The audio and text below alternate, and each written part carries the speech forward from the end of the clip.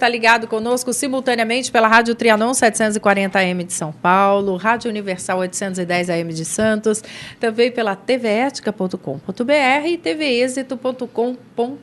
Lembrando que você deve baixar de graça o nosso aplicativo da TV Êxito. Você não conhece o aplicativo da TV Êxito?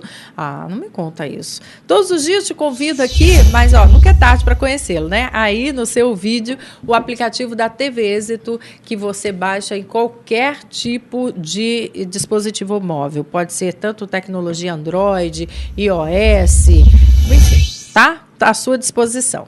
Gente, vamos falar de muitos assuntos, entre eles que torcer na Copa exige cuidados com a circulação. Psoríase aumenta a propensão a infarto e derrame. Simpósio no Oswaldo Cruz discutirá a saúde da mulher. Tudo isso e muito mais na hora e vez nos nossos amigos ilustres convidados e você, que eu convido para pegar papel e caneta já e anotar o telefone do ouvinte onde você participa conosco. É o 11 5081 3782. Repetindo, 11 5081 3782. Conosco a jornalista, a psicóloga Valéria Baracá, ela que é fundadora do Instituto Arte de Viver. Tudo bem, Valéria? Tudo bem, muito obrigada mais uma vez pela oportunidade. Também comigo o cirurgião vascular, Márcio Steinbuch, ele que é membro do corpo clínico do Hospital Israelita Albert Einstein. Como vai, doutor? Tudo ótimo, uma boa tarde a todos. É um prazer estar aqui com vocês novamente. Também comigo o dermatologista Cid Iazigi Sabá, ele que é diretor do Centro Brasileiro de Estudos em Psoríase. Como vai, doutor? Muito bem, muito obrigado. Mais uma vez, gente que fala, apoiando as pessoas com psoríase, isso é muito importante. E você vai saber detalhes aqui, não é, sobre essa doença que atinge muitas pessoas. Lembrando que você pode e deve participar conosco através do telefone do ouvinte, que é o 11 5081 3782. Gente, assistir aos jogos e torcer pela seleção também exige um pouco de conforto para as pernas, pois os excessos podem trazer problemas para a circulação.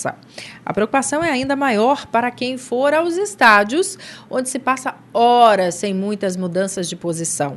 Para evitar problemas posteriores, especialistas recomendam o uso de roupas leves e boa hidratação e também alongamentos, que o que mais o povo usa lá é a garganta, né, doutor Márcio? Sem dúvida. E aí, quais são as orientações que o senhor dá? Quer dizer, mesmo assistindo aos jogos, a posição, o fato de levantar e sentar já ajuda? Ajuda. Na verdade, a posição que se fica para assistir um jogo, ainda mais um jogo da Copa, ou eu que sou um corintiano roxo, quando ia nos estádios... Dois, maravilha. Ninguém é perfeito. Mas o comportamento da nossa circulação é praticamente o mesmo de uma viagem longa de avião. Se a gente considerar a fila para compra de ingresso ou a fila para entrar no estádio, o tempo que vai se levar para ficar, se achar o lugar, ficar sentado com a perna para baixo, um estádio lotado, calor, aquele sol em cima da gente, a desidratação, tudo isso daqui pode levar a um quadro de dificuldade no retorno venoso. Então, tal qual uma viagem longa de avião, é muito importante que o indivíduo vá bem hidratado, que movimente bem as pernas na hora do jogo. Obviamente que levantar para comemorar um gol é sempre bom, é um exercício, mas aqueles que tenham varizes ou que tenham algum problema circulatório, seria bom que fossem com uma meia elástica, uma meia, obviamente, indicada por um profissional, pode ser só até o joelho, e bem protegido, porque há riscos sim. Às vezes um trauma, porque na hora de se entrar no estádio é quase como o estouro de uma boiada, então um machucado numa perna, alguma coisa, pode trazer consequências sérias. Então é muito importante sim que se tome cuidado com isso. Agora, o doutor está animado para a Copa? Ih, com esse aí... Ô Valéria, você está animada para a Copa? Honestamente? Olha só. Honestamente, eu não quero que o Brasil ganhe, só não quero perder da Argentina ou do Uruguai. Mas você acha que o fato do Brasil perder em algum momento pode ajudar em quê? Eu acho que vem à tona tudo isso, essa bandalheira que está aí. Entendeu? Então, eu sou contra a Copa do Mundo aqui, Olimpíadas, desde antes de anunciarem. Eu não queria que o Brasil nem entrasse na concorrência. A Suécia, que é a Suécia, que é um país de primeiro mundo, se recusou a sediar uma Copa do Mundo porque disse que eles precisam investir mais em educação e saúde. No momento em que... Doutor Márcio. Desculpa me intrometer. Imagina, fica à vontade. Lógico, eu acho que o momento para se opor a uma Copa do Mundo não é esse. Acho que no momento em que foi proposto e o Brasil acabou ganhando a Copa, acho que é nossa obrigação agora dar um exemplo ao mundo. Ganhou a possibilidade de sediar a Copa, mas não ganhou. Eu não me oponho. Eu não me oponho. Sediar a Copa. Acho que no momento em que nós fomos contra lá atrás, mas nós fomos minoria, eu acho que agora mais do que nunca nós devemos mostrar ao resto do mundo que nós sabemos fazer alguma coisa, né? Não, eu não me oponho. Eu gostaria de fazer uma sugestão. Eu não me oponho, eu só não quero que o Brasil ganhe, só não quero que perca da Argentina e Uruguai. Ponto. Pode ganhar a Alemanha, a Espanha. Porque o fato dele ganhar, o nosso país ganhar, daria a sensação de que está tudo bem e não é isso que acontece. Isso, e não está tudo bem. Está tudo errado. Cadê esses bilhões que foram gastos aqui? Entendeu? Agora eu não me oponho, não vou fazer passeata, não entro nessa de me opor à Copa, quero que tudo dê certo em termos de organização, eu quero que tudo dê certo. Eu só não quero que o Brasil ganhe a Copa para não ir tudo por baixo do tapete de novo. Muito bem. E o doutor? Minha sugestão Cid. é um pouco diferente. Eu gostaria de que a gente também realizasse a Copa dos Leprosos. Por quê? Somos um dos primeiros países do mundo com incidência e prevalência de lepra, em 2014. Isso então, mesmo. Na cidade de São Paulo, primeiro é a Índia, depois é o Brasil.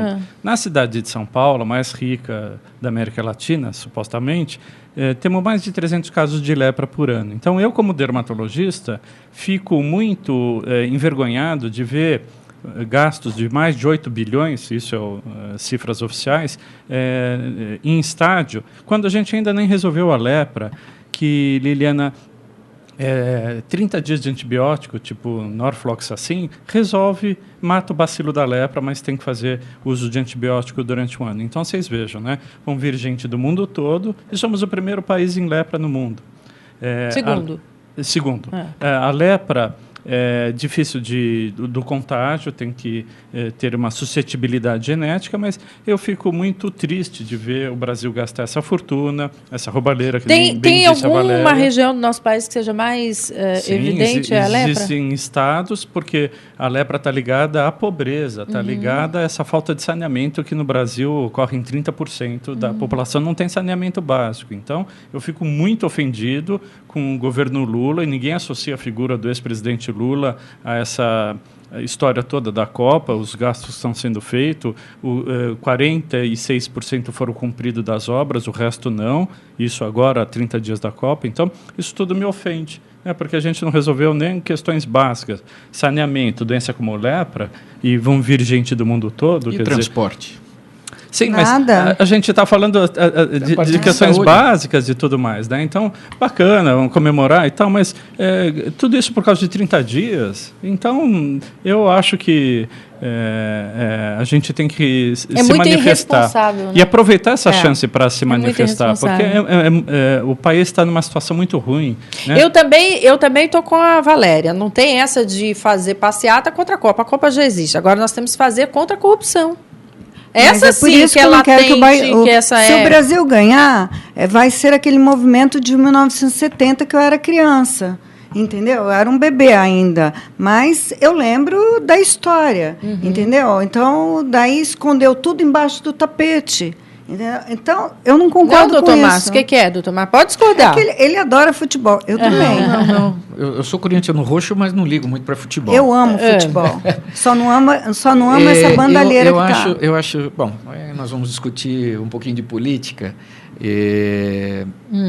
Eu acho que a situação da Copa de 70 em comparação a essa de hoje não é muito parecida. Não, só estou falando dos efeitos, de jogar para baixo do tapete o que estava acontecendo. Na época era o sistema ditatorial. Agora é a grana indo e a roubalheira indo para baixo do tapete.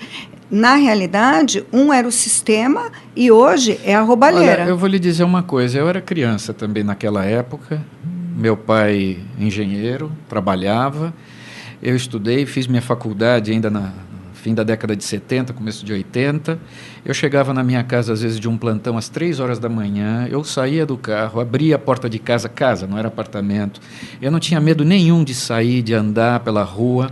Meu pai trabalhava, tinha o salário dele, vivia bem. Sabe, teve excessos, eu sou contra também tortura e excessos, mas contra quem esses excessos aconteceram? Se você analisar bem, são exatamente os mesmos que estão hoje cuidando da gente e estão passando toda essa vergonha. Lógico, houve excesso, não nego, mas a conjuntura era bem diferente naquela época. O Figueiredo recusou uma Copa no Brasil também. Eu me lembro disso, minha mãe me contar. Eu me lembro que eu vi. Não, eu era muito criança, como eu digo, era bom, pelo sim, pelo não, você viu que dados importantes, eu também entendo que nós teríamos a aplicação desse dinheiro em outras questões. A citar uma aqui do Dr. Cid, dá para imaginar que o nosso país ainda tem a incidência de lepra, seja o segundo no mundo. Só para dizer um pouquinho, Dr. Cid, como apresentei para vocês, ele que é dermatologista e diretor do Centro Brasileiro de Estudos em Psoríase. Mas só para dizer um pouquinho de como ela aparece, quais são os sintomas da lepra e se tem cura. Eu citei a lepra de propósito, porque a lepra, por 1.700 anos, foi confundida com a psoríase. Inclusive, tem relatos de pessoas que foram queimadas vivas por ter uma doença que descamava. Naquela época, tudo era com o nome de lepra, né? E depois viu-se que a lepra é um bacilo que provoca alterações também nas inervações. E na pele, Liliane, é muito simples. Parece uma mancha desbotada, que nem o pano branco, que nem uma micose, que nessa área a pessoa deixa de ter sensibilidade. Esse é um tipo de lepra. Outro tipo de lepra que aparece na pele é a lesão avermelhada que escama, lembrando a psoríase, que é uma lesão avermelhada que escama. Então, são alguns tipos e existe até um sistema do governo em que viu-se que a pessoa que tem lepra vão atrás dos familiares da região onde ele viveu e morou para se tentar detectar possíveis contaminantes, né? Então, é uma situação muito difícil, porque os poucos brasileiros com lepra que chegam ao médico, o médico ainda erra o diagnóstico e passa um creme de micose e assim por diante. Então, é importante lembrar que lepra não faz cair o dedo, não faz cair o nariz. Em situações avançadas, pode tirar a sensibilidade, a pessoa se machuca, tem uma necrose no dedo do pé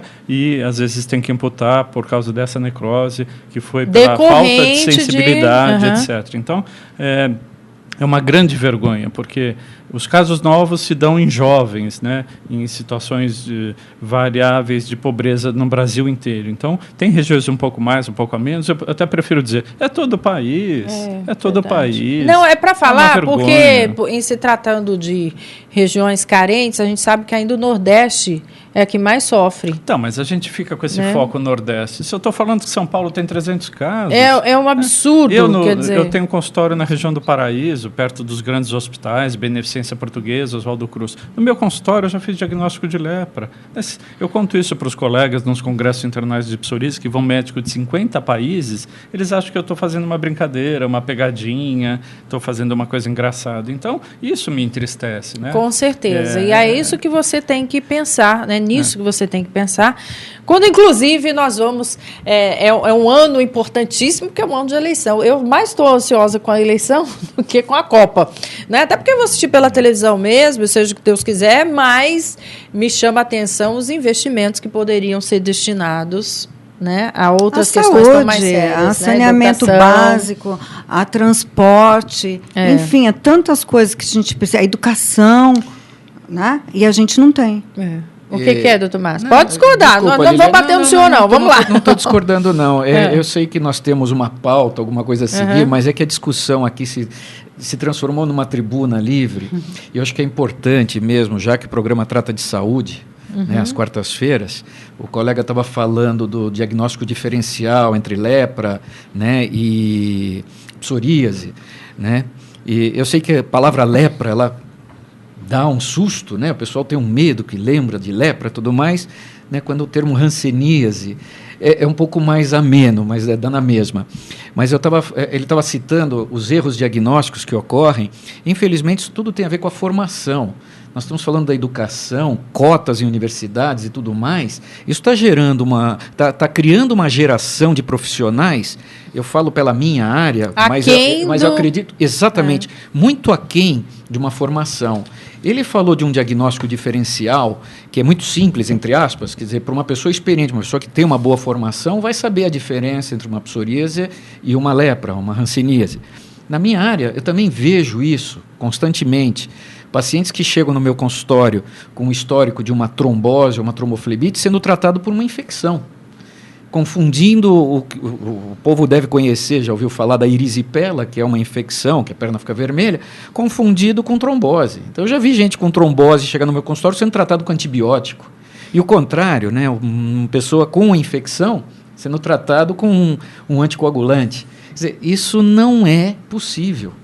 Márcio, eu queria até citar que, de propósito, eu uso o termo lepra. Sim. Eu já fui rotariano, já fiz palestras nas ações de saúde, e eu fazia palestra sobre hanseníase. Iam 10 pessoas. Um dia eu falei, eu vou mudar, vou fazer palestra sobre lepra. Tinha gente esperando do lado de fora. Então, foi inclusive um brasileiro que ajudou a mudar esse nome por causa do estigma social, né? As pessoas, até pouco tempo atrás, iam em carros de polícia para os leprosários, por exemplo, no Padre Bento, em Guarulhos, em Bauru, no Lauro de Souza Lima, e nunca mais saíam.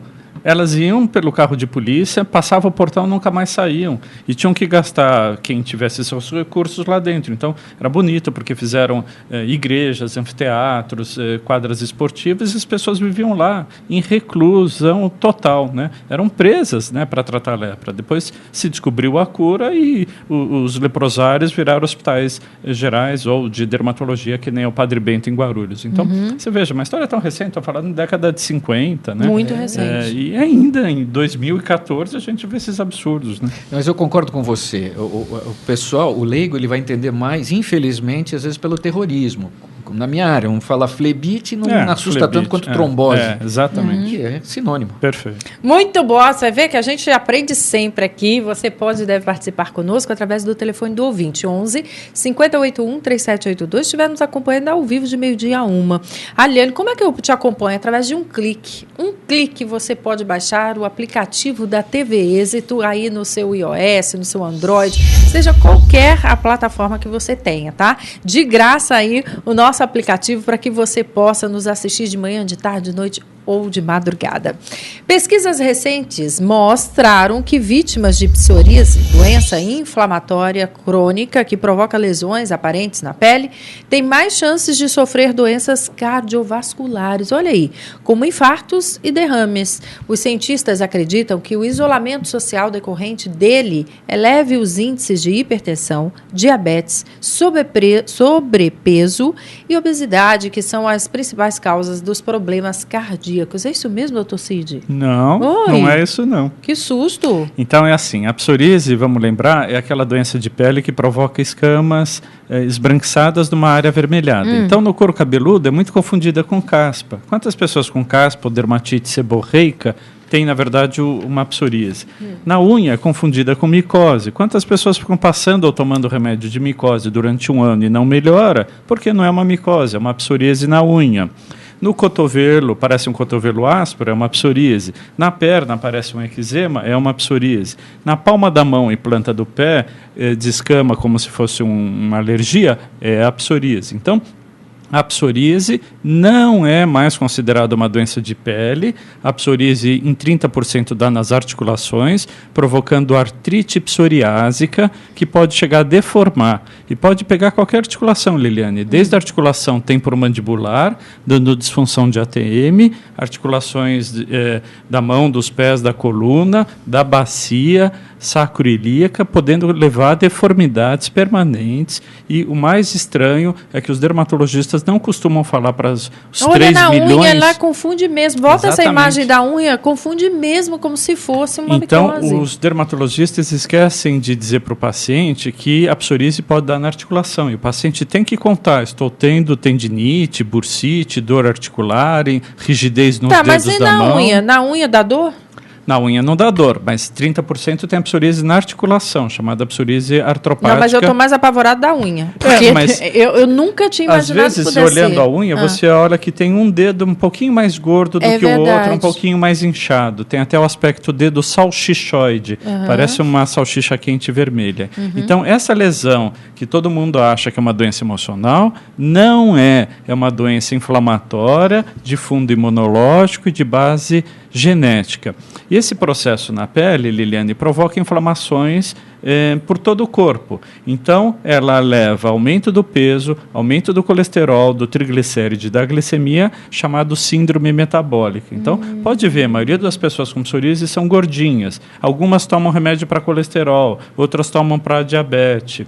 Isso tudo leva a um aumento de aterosclerose, que geralmente é subclínica e que vai para qualquer artéria do corpo. Então, no coração existe uma chance maior das pessoas que têm psoríase de longo prazo e maltratada, que é a realidade no mundo todo, não só brasileira, de ter um aumento para infarto, para ter um aumento das doenças cerebrovasculares, por exemplo, derrame e trombose. Então, no consultório do Dr. Márcio, pode chegar pessoas com maior tendência à trombose, e às vezes tem uma psoríase no cotovelo e nem conta para o médico, porque acha que os outros médicos não precisam saber que tem psoríase. Às vezes vai no dentista, não conta que tem psoríase, e o dentista vê que está tendo dor na articulação temporomandibular e vai cuidar. E, por conseguinte, os remédios de psoríase, alguns podem também aumentar o risco cardiovascular e outros podem beneficiar o paciente, que além de tratar a psoríase da pele e da articulação, pode diminuir o risco para infarto, derrame e trombose. Isso são pesquisas muito recentes. Eu atualmente estou terminando uma pesquisa de avaliação de aterosclerose com angiotomografia no coração e ultrassom nas carótidas, e é o maior estudo já feito na área de psoríase no mundo todo, pela quantidade que eu fiz, e com 750 pessoas de grupo controle no Hospital Universitário da USP, no HU da USP. As imagens que nós mostramos ali, e eu vou pedir para repeti-las, viu, Fernanda e Rayala, é o momento do ápice dessa inflamação ou não? Ela se manifesta assim mesmo? E daí, pela questão de ser confundida com outras doenças, por exemplo, vai ficar passando remédio para micose na unha. É errado. Esse processo inflamatório vai para o organismo. E quem tem psoríase na unha tem mais chance de ter artrite, porque a unha tem um desdobramento anatômico parecido com uma articulação. Então, a grande questão é o maltratamento. E, às vezes, aquelas fotos que você viu no pescoço, no tronco superior à psoríase, tem pessoas que ficam descamando assim, Liliane, por muitos anos na vida. É verdade. E passam creme de corticoide. Errado. Passam remédio para alergia. Errado. E daí, Liliane, vamos lembrar que a pessoa, além de sofrer esse processo no organismo, sofre o preconceito. Claro. Quem é que vai na academia com essa pele? Quem é que vai para um clube? Quem é não que se expõe, não né? se expõe? Daí começa a engordar. A obesidade piora a psoríase e a psoríase leva a obesidade. Daí se forma um círculo vicioso. Numa situação dessa aí, assim, tem quanto Liliane? tempo de cura?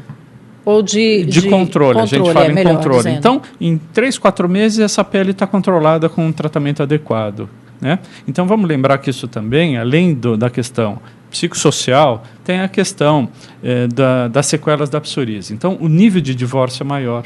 Que loucura! Porque estraga casamento. Imagina você com o seu marido e ele começa a descamar dessa forma. Câncer de mama também? Também, claro. Mulher que perde a mama, o marido é o segundo que ela perde. E precisa muito amor para enfrentar essas doenças crônicas Sim. ou doenças mais graves, né? Então, vamos lembrar que é essa questão. E, por fim, aqui no Brasil tem uma outra questão brasileira, que é a falta de acesso a tratamentos para psoríase na rede pública de saúde. Então, tem tratamentos... Não está disponível? Muito pouco. Então, tem tratamentos que custam R$20 para psoríase e tem tratamento que custam R$7.000 por mês de tratamento com remédios chamados imunobiológicos, que a gente só utiliza em casos que não responderam aos tratamentos clássicos, né? E quem vai pagar essa conta? Algum convênio paga? Muito poucos.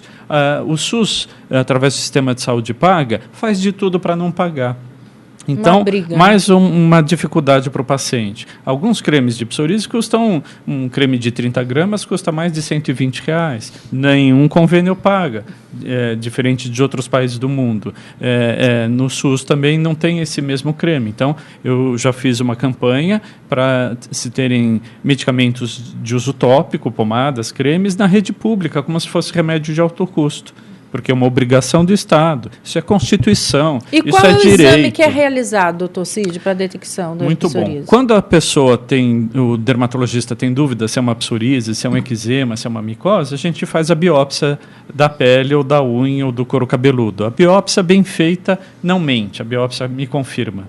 A questão da artrite, a gente encaminha para o colega reumatologista, que vai ver algumas alterações do exame de sangue, que nem o fator reumatoide, vai ver alterações de exames de imagem, que nem raio-x, ultrassom ou ressonância, e, por fim, a gente faz os tratamentos. Só rapidamente falar de tratamento. A maioria das pessoas tem um quadro leve de psoríase e poderiam ser tratadas apenas com cremes e pomadas. Mais de algumas áreas do corpo, 10% do corpo, não pode ficar passando pomada. Tem que fazer tratamento ou via oral, ou injetável, ou fototerapia. Então, as luzes desse estúdio que nos iluminam, tem raios benéficos ultravioletas que ajudam a tratar a psoríase. E nós que vivemos num país tropical, as pessoas deixam de ir pelo preconceito de achar que é uma doença contagiosa. Quantos pacientes chegam e falam, eu vim aqui, o ônibus estava lotado, ninguém quis sentar no meu lugar.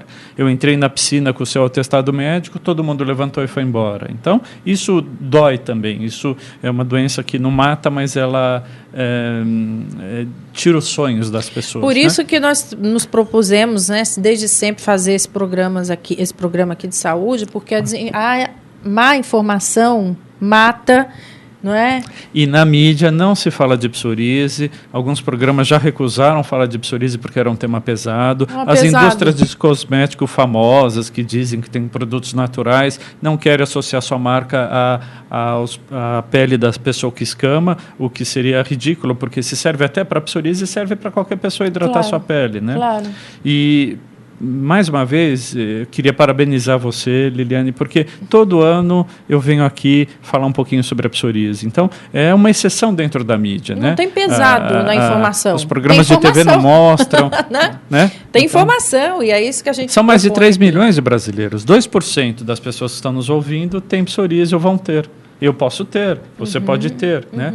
E por isso que a gente precisa estar unido e sensibilizar as autoridades da área de saúde, que eu vou falar daqui a pouquinho o que a gente já conseguiu. E mais ainda, ela se manifesta em que faixa etária? Já você me responde. Acontece no dia 24 no Hospital Oswaldo Cruz, o primeiro seminário da saúde da mulher em destaque, coordenado por Edmundo Chad Baracá, professor titular de ginecologia da FMUSP.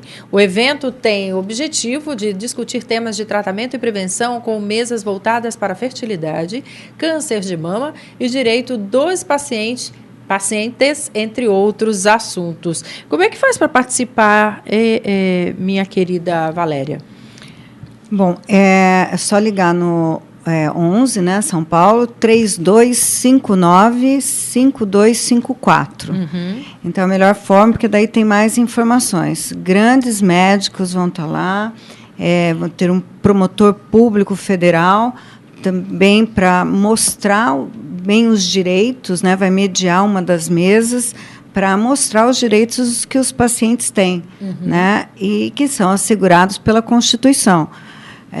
E também falar sobre o tema câncer de mama, porque não se esgota nunca, né, porque a gente falou aí, né, do preconceito. A mulher que perde a mama, por exemplo, e tem muita mastectomia até hoje, no século XXI, e, infelizmente, a primeira coisa, na realidade, que ela perde é a mama, óbvio, a segunda é a autoestima, e o terceiro é o marido. Eu estou apavorada. Mas muitos maridos abandonam as mulheres, porque ela fica com uma mutilação. E até fazer a reconstrução, perdeu. E tem uma coisa também que é muito complicada, que é comum achar mulher em tratamento de câncer de mama em depressão. Por quê? Não é só um fator emocional porque mexeu na mama. Claro que tem esse fator. Mas também a depressão vem em consequência do corte dos hormônios. Cortou os hormônios. Uma alteração geral. Totalmente, é uma alteração de tudo. E lá na Casa da Mulher, a gente tem atendido muito as mulheres. Não tem nenhum ano que a gente aliás, meses que nós montamos a Casa da Mulher para atender exatamente essas mulheres que não sabem para onde correr, e a rede pública, óbvio, que não dá toda assistência e não consegue mesmo dar, porque é muita gente. Então, nós montamos esse centro de apoio que ajuda as mulheres, né? Todo tipo de mulher, não é só mulher de baixa renda, não. Então, com fisioterapia, com apoio emocional, tem uma sala chamada autoestima, que lá a gente ensina a fazer uma maquiagem, para quem perdeu todo o cabelo, colocar um turbante, uma peruca. Então, está indo super bem, está movimentado. E comandado pelo Paulo Moraes, que você conhece bem. Beijo enorme, Paulo. O nosso advogado, que tem uma equipe ótima, que mostra todos os direitos que as pacientes possuem, mas desconhecem. Agora, Valéria, quem pode ir, vamos dar o endereço da casa, o contato, quem pode participar dessa casa? Todas as mulheres que tiverem, ou homens que tiverem tratamento de câncer de mama, porque o homem pode ter também. Tem, é menor incidência, mas acontece. Meu tio, irmão da minha mãe, teve. Olha só. Então, pronto. Daí a gente não precisa nem dizer mais nada. Tem em casa o exemplo. E é só ligar lá na Casa da Mulher para saber as nossas atividades, né? Então, o número 11, mais uma vez, 3259-5254. E, em primeiro lugar, que foram arquitetos maravilhosos que fizeram a casa. Cada um adotou um espaço e montou no estilo casa-cor. E é muito legal, porque tem a participação deles, assim, o João Armentano fez uma coisa tão bacana. Esse daí é a Marília Veiga, a brinquedoteca, porque tem crianças que vão. Olha que lindo. Aí já começa o terraço do Alex Hanazaki, que não terminou ainda. Esse daí é o Ricardo Pessuto, que fez o Jardim do Bem-Estar. Então é muito gostoso, é muito agradável. Tem a sala essa aí é a sala da diretoria, que leva o nome de Roberto Tivita, que foi um dos maiores incentivadores do nosso projeto. Aí a sala de atendimento é emocional, é jurídico. Aí a fachada foi o Márcio Kogan. Onde é? No Pacaembu, na Rua Major Natanael, 235. Aí a sala de palestras. Que maravilha. Né, que daí foi a Vilma Massoud que criou e montou a sala. Não todos os arquitetos... sob a coordenação da Valéria Baracá, que desde sempre deu a alma em função dessa causa, que a gente precisa dizer e dar fazer o registro. Como a gente diz, né, do limão à limonada. Então, passei 2 vezes pelo câncer de mama, fiz 10 cirurgias...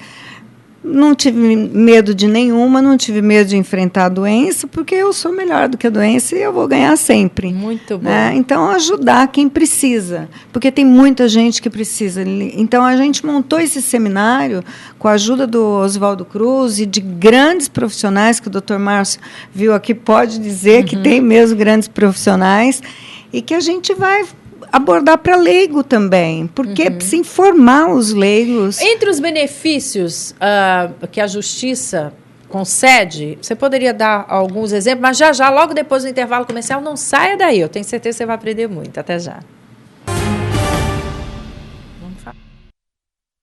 A cada programa, trataremos de um assunto específico em pequenas doses, tais como o que define uma família, a família e seu funcionamento, a função da família, os 4 fundamentos da família, o subsistema conjugal, o subsistema parental, o subsistema filial e fraternal e o subsistema social.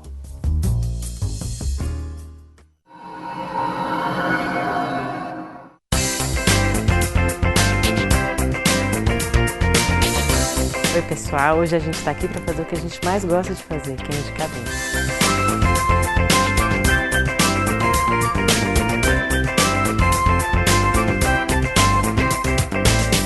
Gente, estou aqui na casa do Carlos Alberto de Nóbrega. Permitir que esse lado humano venha à tona, porque ele está abafado. Você vai ensinar pra gente como é que faz bolinho de bacalhau da família? Vem com a gente que a gente indica. Estamos de volta com o programa Gente que Fala e já nós vamos dar resposta para você aí, né, a respeito dos benefícios que a Justiça concede para quem é portador de câncer de mama e outros cânceres. Mas a Valéria Baracá está aqui e vai falar um pouquinho sobre isso, até porque vai acontecer o primeiro Seminário de Saúde da Mulher em Destaque, que de novo vou te fazer o convite, pegue papel e caneta aí que já eu forneço o contato correto, tá?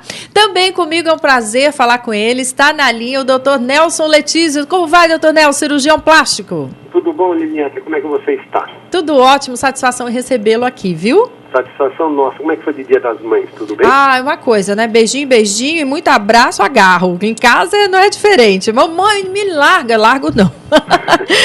Doutor Nelson, hoje a pergunta vem da Andréia, da Vila Iara. E a Vila Iara que fica lá em Osasco. Obrigada, viu, Andréia, por sua pergunta. Coincidentemente, ela vai na direção aí do câncer de mama. Em que situação o cirurgião plástico pode e deve colocar a prótese já numa retirada de câncer, numa cirurgia como essa?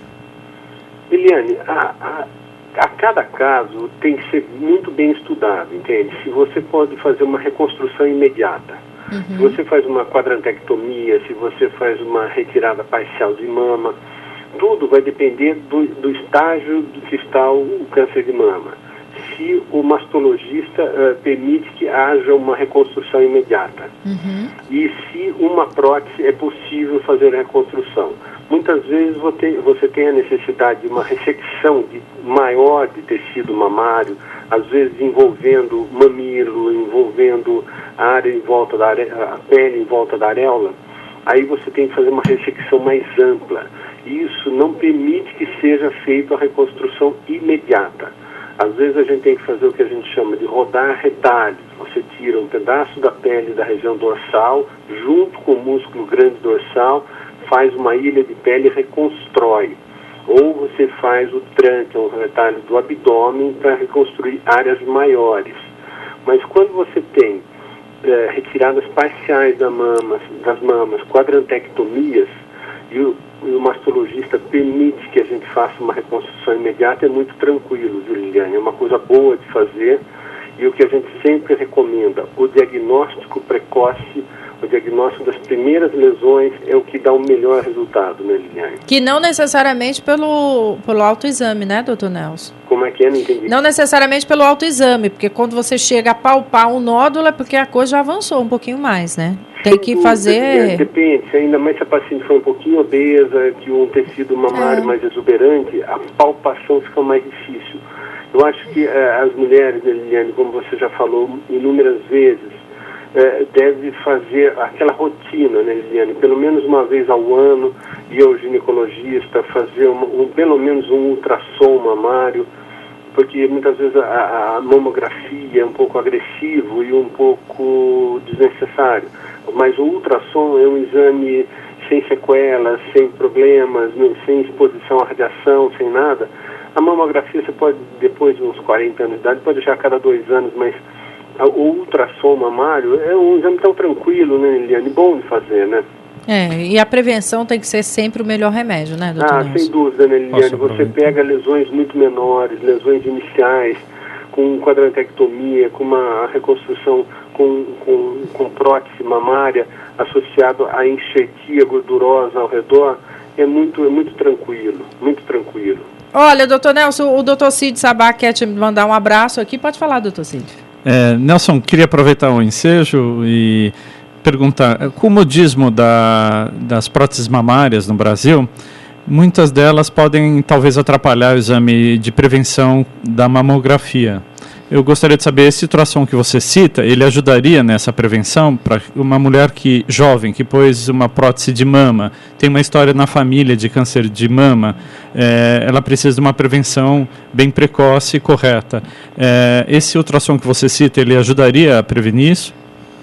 Com certeza. Bom, primeiro, antes de tudo, um grande abraço, Cid. Faz tempo que a gente não se vê, mas é uma empatia muito grande, né, cara? Uma empatia muito grande. Obrigado. Olha, a prevenção, isso é muito importante. No nosso serviço, Cid, a gente prefere colocar prótese retromuscular. Entende? Primeiro que a gente acha que fica mais natural a mama e você tem uma exposição maior da glândula mamária. Se bem que com o advento desses ultrassons de 4D que eles chamam, eles conseguem uma visualização muito grande, um diagnóstico muito preciso, a prótese está na frente ou atrás do músculo. Mas sempre ela estando atrás do músculo, você tem uma visibilidade maior, uma maior chance de palpação. Então, no nosso serviço, nós preferimos sempre próteses retromusculares. Muito bom ouvir isso. Obrigado. Valeu, Cid. Um abração, cara. Gostei de falar com você. Viu? Eu também. Obrigado. Satisfação em recebê-lo aqui também, meu querido Dr. Nelson Letizia. Um grande beijo. Um beijão, saúde e paz para todos, Liliane. Saúde e paz. Agora, Valéria, eu deixei uma pergunta no ar, né, antes do nosso intervalo.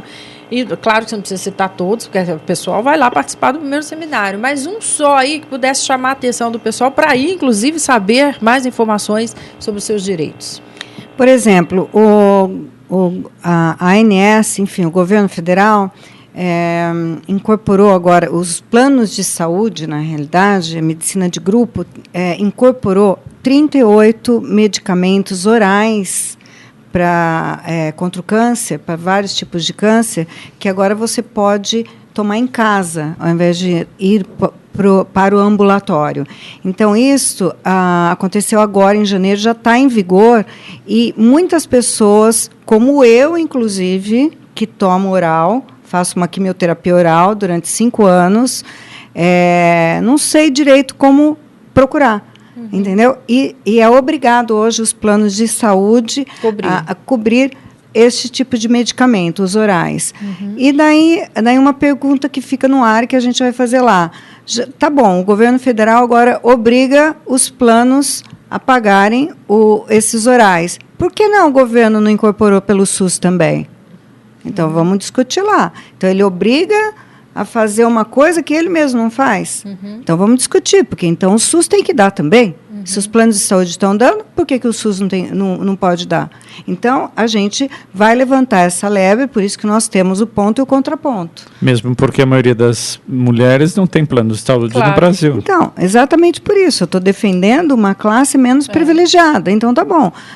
Daí vão ficar entrando com liminar, porque toda hora, por exemplo, a pessoa não consegue um medicamento. Daí ela vai, entra com liminar, ela consegue o medicamento. Então, o país vira o quê? Um samba do crioulo. Exato, o país da liminar. Então, toda ação, né, você entra lá com uma liminar. Minha mãe mesmo foi fazer uma pequena intervenção que o plano não queria cobrir.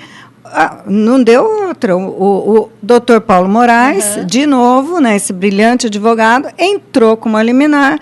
Mamãe foi operada, entendeu? Por quê? Porque o plano não queria pagar. Como não pagar uma pequena intervenção cirúrgica, porque ela tinha 80 anos e ela não conseguiria fazer aquela maior. Claro, com 80 anos ela não aguenta fazer uma de grande porte, uma invasiva, sendo que tinha um procedimento menor.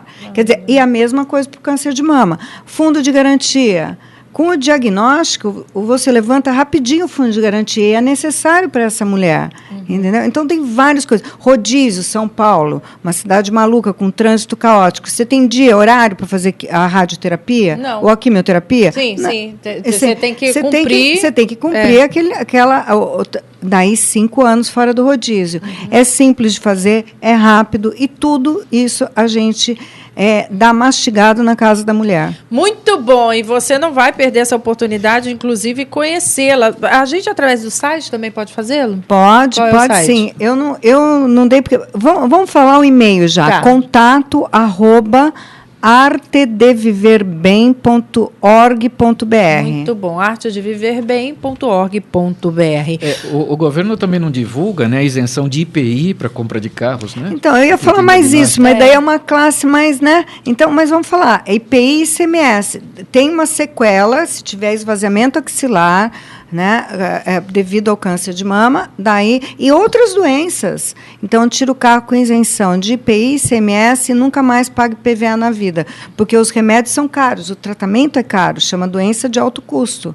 Entendeu? Então, tem esses direitos também. Muito bem, o inverno é a melhor época para se livrar das varizes, principalmente porque alguns dos tratamentos necessitam de pontos ou deixam hematomas, o que torna a exposição ao sol proibitiva. Porém, antes de começar qualquer terapia, mesmo que estética, é preciso fazer uma avaliação com especialistas, pois muitas vezes há problemas não visíveis que também precisam ser tratados. Como o que, Dr. Márcio Steinbuch?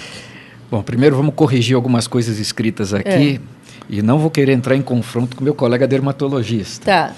Na verdade, hoje em dia, o tratamento das varizes não se fala mais em pontos. Não se faz mais nenhuma incisão no caso de uma cirurgia de varizes. Olha. Toda ela é feita hoje através de pequenos furos, através de uma agulha de injeção mesmo, né?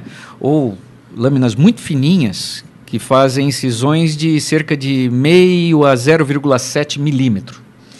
Então, as varizes são retiradas através do uso de agulhas de crochê, por esses pequenos furos, então um trabalho bem artesanal, onde se preserva não só a estética e a integridade da pele, com pouca manipulação, fazendo também com que o indivíduo se recupere muito mais rápido e, melhor de tudo, né, sem sinais de cicatrizes, ou seja, não se dá mais pontos na pele.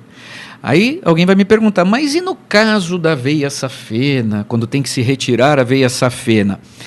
Bom, a veia safena não é a veia mais importante da perna, como muitos imaginam, né? Mas ela é uma veia muito comprida, ela vai desde o tornozelo até a região da virilha. E quando ela está afetada, ela também precisa ser tratada, porque ela é um fator de roubo de sangue da circulação profunda da perna. Hoje em dia também já não se faz mais a retirada da veia safena. Com os diagnósticos mais apurados através do ecodoppler, né, que é um ultrassom com um exame de Doppler que vê bem o fluxo do sangue, a direção dele, hoje já se consegue fazer a termoablação dessa veia através do uso de laser. Então, mais uma vez, sem nenhuma incisão, e tudo através do ultrassom intraoperatório, se faz por uma punção, uma agulha também, a introdução de uma fibra óptica dentro da veia. Essa fibra óptica é posicionada dentro da veia através do ultrassom e por dentro nós fechamos a veia. Não é que ela é queimada e fulgurada, não é bem isso. Ela é soldada com laser. Se fecha ela por dentro, ela é fechada por dentro de forma que ela não rouba mais fluxo sanguíneo. Então, com isso, se diminui consideravelmente a formação de hematomas, se diminui mais ainda consideravelmente dor, e a recuperação que antigamente levava entre 20 e 40 dias, um paciente hoje se recupera em coisa de 5 dias a uma semana. Agora, doutor, nós estamos falando isso para as veias de calibres, grosso calibre ou qualquer uma? Então, nós estamos falando para as veias de calibre maior do que 4 milímetros. Né? Entenda uma coisa, as veias que formam as varizes, chamadas varizes reticulares, que não são a safena é uma veia, é uma avenida que vai do tornozelo à virilha, e existe uma outra chamada safena parva ou safena externa, que vai, vamos dizer, da região do calcanhar até atrás do joelho, grosseiramente falando. Essas veias, para serem tratadas, antigamente elas eram retiradas. E com isso havia a necessidade de uma incisão na região da virilha, uma incisão no tornozelo, ela era puxada, retirada, então se fazia um trauma no seu trajeto. E com o advento do laser hoje, isso acabou. Isso acabou. Lógico que existem limites para que se faça o laser. Por isso o estudo da veia tem que ser feito de forma apurada, para se saber o calibre dela. Então, o indivíduo que pega um problema bem no início tem uma chance de um tratamento menos invasivo muito maior. A chance é muito maior disso, com resultados estéticos e funcionais muito melhores. Você falou na sua chamada de situações onde elas não são visíveis. Isso é fato. Existem varizes hoje em dia que estão abaixo da pele, e numa situação abaixo da pele que não são visíveis a olho nu, mas elas têm um calibre menor do que 4 milímetros e uma situação superficial que o ultrassom também não pega. Então era muito difícil o diagnóstico dessas varizes ou dessas veias reticulares e, por sua vez, elas acabavam alimentando os vasinhos. Aí sim, as telangiectasias são aqueles vasinhos que formam verdadeiras teias de aranha e que chama a atenção da mulher. Ela olha uma veinha mais verdeada, ela não chama tanto atenção. mas ela já é uma veia doente às vezes. O que chama atenção são aquelas teias de aranha vermelhas ou arroxeadas. Muito bem, essas teias de aranha são, em 85% das situações, alimentadas por veias reticulares, veias doentes, que não são visíveis a olho nu. Agora, mais recentemente, eu diria que a questão de 1 ano e meio, 2, surgiu um equipamento que utiliza a realidade aumentada. A realidade aumentada nada mais é do que somar-se uma imagem virtual a uma imagem real, aumentando a acuidade do que se está tendo lá, ou seja, uma realidade aumentada. Eu vou exemplificar isso.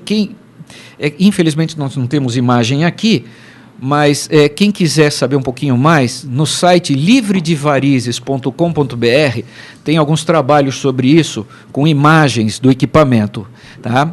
Esse equipamento é chamado VenViewer, não queria falar o nome, mas infelizmente esse é o nome comercial, e é um equipamento que filma a região da pele com luz infravermelha. Essa imagem é processada em computador e projetada no mesmo local onde está sendo examinado. Então ele projeta uma imagem verde, onde ele enaltece, ele amplifica a imagem de onde estão esses vasos. Ou seja, sem ele não se enxerga. É como aqueles equipamentos que se usa para visão noturna, que se vê tudo esverdeado, em preto e branco. É a mesma coisa, se vê a imagem esverdeada e se tem a imagem perfeita desses vasos, dessas veias reticulares que acabam alimentando os vasinhos. O que isso trouxe em benefício ao diagnóstico? Muito bem. Trouxe a causa da grande maioria de vasinhos, agora nós estamos falando da estética, trouxe a causa da grande maioria dos vasinhos e, considerando isso como uma mira eletrônica, vasos desses até 4 milímetros, que até pouco tempo atrás se tirava cirurgicamente, já está podendo tratar com laser. Então se faz a associação do laser mais a escleroterapia convencional, e a somatória das duas coisas está se tratando casos de pequenas varizes em consultório sem cirurgia. Então isso diminuiu em cerca de 86% as intervenções em pequenas veias, as ditas microcirurgias. E é possível, por exemplo, nós estamos falando para o Brasil e para o mundo. Aí quem está sabendo do seu método aqui... Não é o meu, pelo amor de Deus. O que o senhor também... Isso é uma novidade em flebologia. Aderiu. E fala assim, não, mas eu gostaria do Rio de Janeiro, eu gostaria de ir lá e eu tenho pequenos vasinhos e gostaria de fazer de uma só vez. É possível? Olha, tudo depende da quantidade e da qualidade do problema.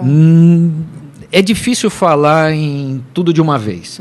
Existem pacientes que têm uma quantidade muito grande de vasos, com uma quantidade grande de veias reticulares que não daria para se fazer de uma vez só. Seria, não que seja doloroso, mas é sofrido ficar numa posição algumas horas às vezes. Dá para se adiantar muito o trabalho, mas cada caso é um caso que tem que ser estudado individualmente.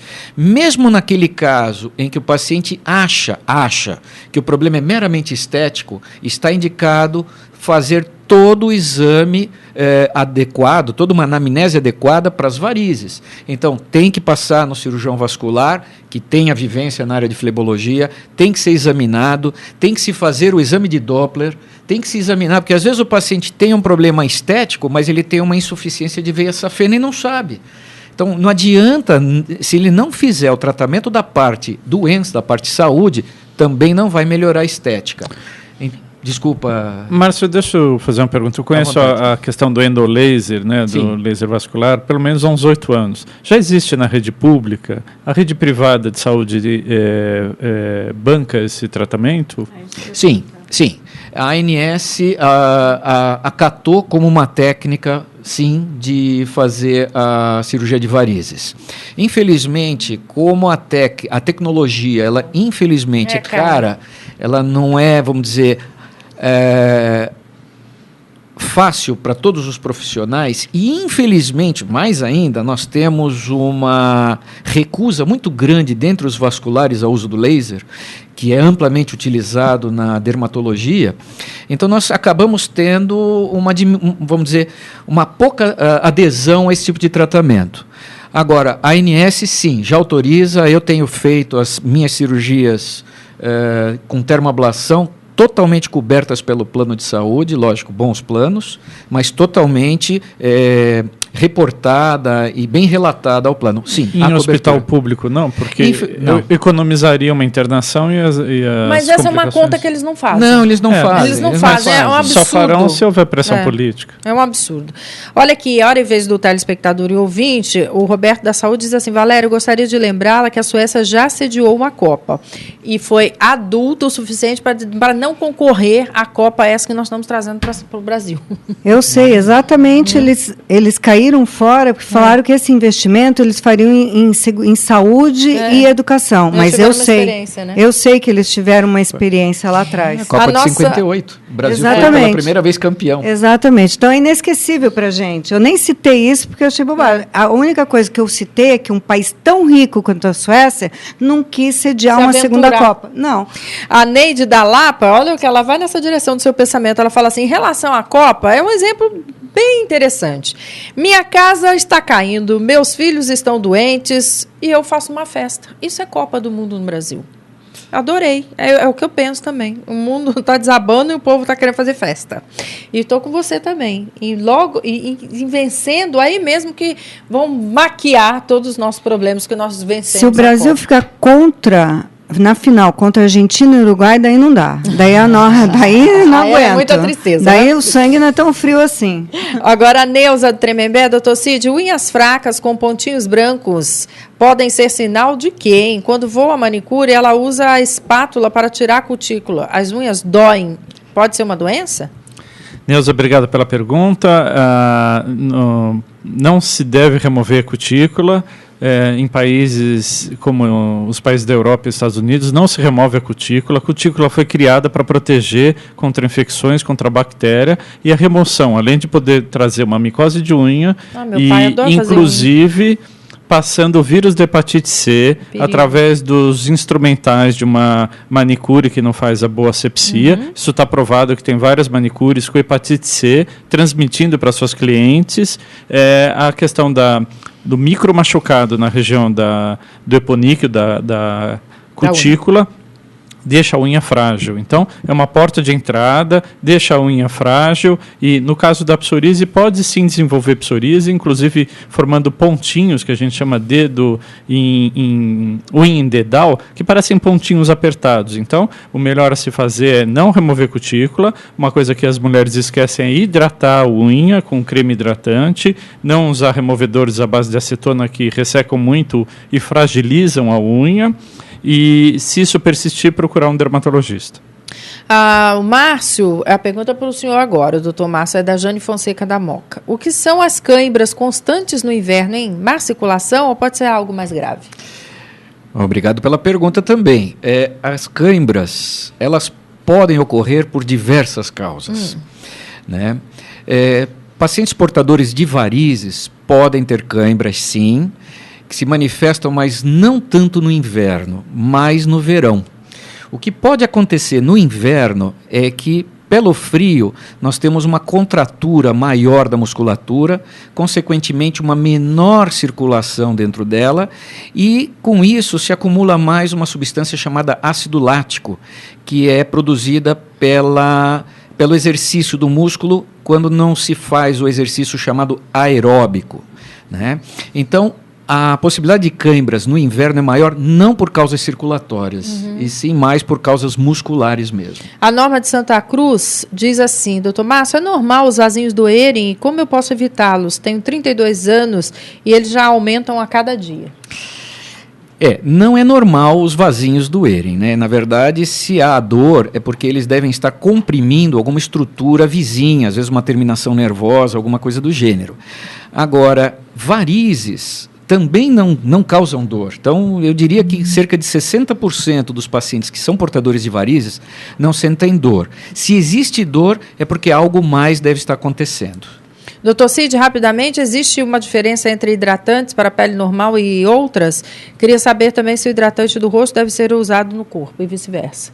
Hidratante é tudo igual, o que varia é grife, o que varia é cheirinho, o que importa pra gente é hidratar profundamente. Hidratante hidrata mais do que óleo, muitas pessoas acham que passar um óleo de amêndoa hidrata mais do que um creme, não. Mas pode do rosto usar no corpo, do corpo usar no rosto? Depende, se a pessoa tiver seborreia no rosto pode piorar, se a pessoa tiver acne pode piorar, então no rosto sempre um hidratante mais suave. E o hidratante hidrata mais do que a loção cremosa, às vezes a gente vê no supermercado o frasco da loção cremosa ser maior e mais barato, e de tudo entre creme, loção cremosa e óleo, sempre o creme que hidrata. Inclusive até para pacientes carentes, às vezes na questão da psoríase, eu indico até óleo de girassol, esse mesmo de supermercado, de cozinha, óleo de oliva, tem propriedades interessantes e custam muito barato. Então, não gaste dinheiro com creme hidratante, são todos parecidos. E para pele radiada, desculpa? Qual melhor? Que sofreu radioterapia. Essa é uma pele que merece um emoliente, que é um hidratante mais profundo, às vezes até uma pomada hidratante, e sempre lembrar que essa é uma pele que reage muito mal a alergias. Então, uma pele que recebeu uma radioterapia é uma pele que ela vai ser mais sensível, inclusive ela deve ser observada por dermatologista ao longo da vida, porque é mais comum um câncer de pele numa pele que foi irradiada. Muito bom, ficamos por aqui. Gente que fala tem a direção geral do jornalista Fausto Camunho. Um beijo a todos e até o próximo. Tchau.